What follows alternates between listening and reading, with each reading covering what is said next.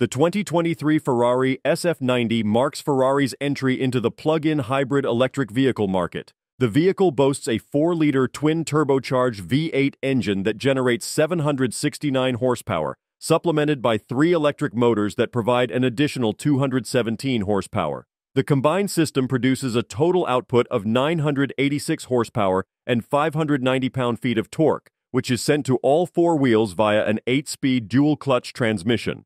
The SF90 is a performance powerhouse, accelerating from 0 to 60 miles per hour in just 2.5 seconds and reaching a top speed of 211 miles per hour. It also offers an electric-only range of 15.5 miles, providing an eco-friendly dimension. The SF90's features include a carbon fiber chassis, which is 50% lighter than previous Ferrari sports cars, and a steering wheel-mounted Manettino switch that offers 4 driving modes: eDrive, Hybrid, Performance, and Qualify.